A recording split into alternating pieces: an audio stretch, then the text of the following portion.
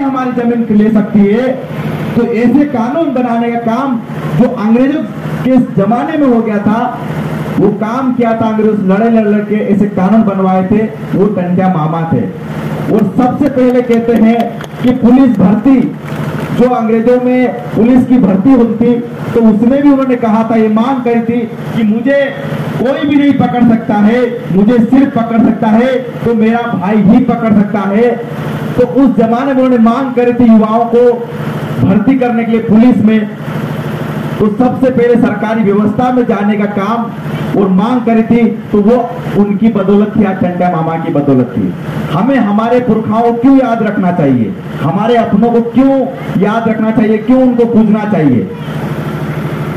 तो उसका कारण ये है कि हम एक बहुत पुरानी सभ्यता के लोग हैं, बहुत पुरानी सभ्यता। आज हम देखते हैं कि आज बच्चे जैसे हैं कुछ नहीं जान पाते। आज जैसे छोटे छोटे बच्चे, उनको बताएंगे टंट्या मामा क्या है, बिरसा मुंडा कौन थे, तो पूछेंगे कौन थे, तो उनको पूरा बताना पड़ेगा कि बिरसा मुंडा हमारे ये हमारे लिए किए, टंट्या मामा ने हमारे लिए ये किए।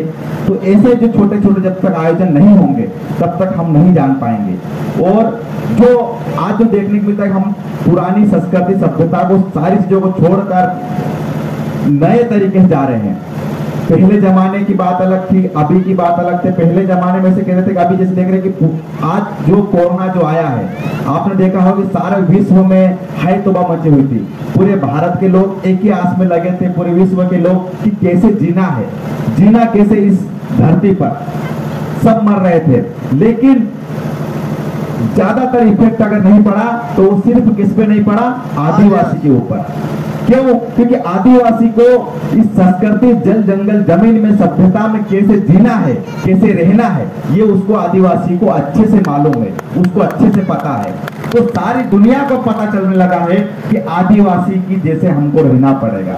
हम देखते थे कि पहले जमाने में हमारे घर 7 धाने लगाते थे, सभी प्रकार के भोजन की व्यवस्था करते थे, घर खुद पकाते थे। ये माता बहनें सब बैठी हुई, उनको मालूम है कि हम बाजार से कुछ भी नहीं खरीदते थे। आज से 10 साल अगर पहले जाएंगे तो हमारे के मूंग तोर जितनी दाल रहती थी वो दालें पका लेते थे, मूंगफली तेल के लिए मूंगफली हम लगा लेते थे। हम बाजार पे कभी डिपेंड नहीं होते। लेकिन आज के वर्तमान समय में ये पैसे की दौड़ ने हमको इतना अंधा बना दिया कि हम इस चीज को सबको भूल के जो पैसा जिससे आता है वो लगाने पे लग गए। तो आपने देखा होगा कि फिर हम साल भर तक वो कपास मान लो पका लिया, तो कपास को कभी खा नहीं सकते, तो फिर कपास को बेचकर फिर हमको अनाज खरीदना पड़ता है। तो हम खुद आत्मनिर्भर थे, और यही चीज को सबसे पहले सरकार ने माना कि हमको सबसे पहले आत्मनिर्भर बनना पड़ेगा। गोटुल परंपरा का नाम सुना है किसी ने? गोटुल परंपरा, हमारे यहाँ पहले गोटुल परंपरा होती थी। तो ऐसा कहते थे कि किसी का अगर मान लो आंधी तूफान में अगर घर अगर उड़ जाता था, घर अगर टूट जाता था, तो पूरे गांव वाले इकट्ठे होकर उसका घर बनाने का काम करते थे। ये थी हमारा गोटुल परंपरा। और आज हमारे सबसे दयनीय दिन आ रहे हैं, सबसे विपरीत परिस्थिति दिन आ रहे हैं। तो इसका क्या कारण है? क्योंकि हमने कहीं न कहीं पुराने जो हमारे पुरखे, जो बाप दादा जो थे, उनकी जो सभ्यता थी, उनकी जो परंपरा थी, वो हम सब भूलने लगे हैं। और वो सब भूल के हम नई परंपरा जो हमारी है ही नहीं, उस परंपरा को हम मानने लगे।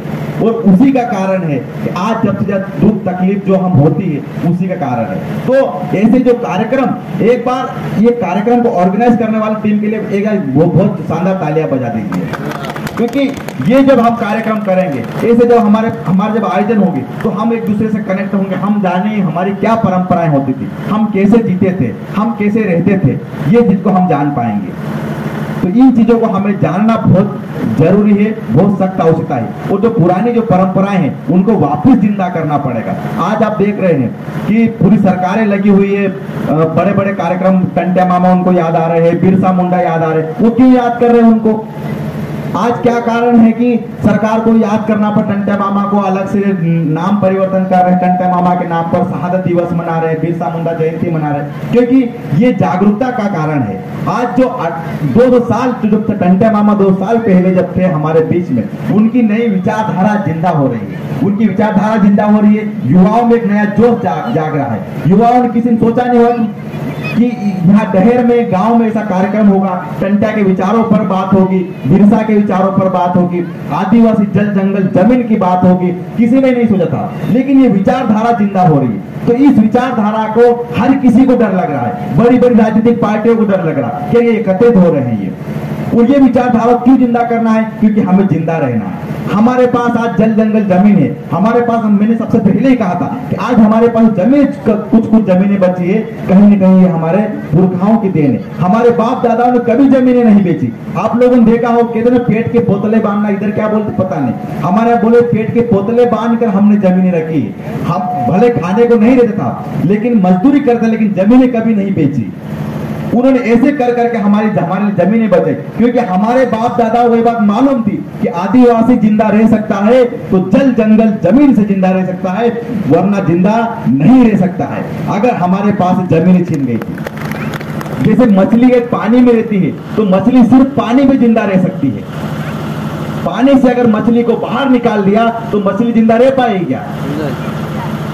मैं आप लोगों से पूछ रहा हूं, क्या मछली को पानी से बाहर निकाल देंगे तो जिंदा रह पाएगी क्या? नहीं जिंदा रह सकती। आदिवासी को भी ऐसा कैसा अगर कभी वहां से बाहर निकाल दिया जल जंगल जमीन से, हमारी जमीन छिन जाएगी, जंगल नष्ट हो जाएगा, तो हम जिंदा नहीं रह सकते। अगर आपने देखा होगा, हमारा जो एक बच्चा मान लो शहर में रहता है, इंदौर रहता है, बड़वान रहता है, तो एक जैसे माई को कोई लेके जाते, चलो मैं हम इंदौर रह लेते एक दो रात, तो एक दो रात में घबरा जाती है, बोले मेरे को तो यहाँ नहीं जमेगा, मेरे को तो वापस घर छोड़ाओ। तो ये क्या, एक बंद कमरे में लेटरिन करना, वहीं के वहीं खाना, वहीं हागना, ये हमको नहीं जमता है। तो ये हम लोगों को ये नहीं जमता है। तो आप सोचो, जो जमीन हमारे पास है, आज इस जमीनों पर सरकार घाट लगा के बैठी है। अभी आप कुछ संशोधन हो रहे हैं, हमारी जमीन जो आदिवासी की जमीन जो है कोई नहीं ले सकता।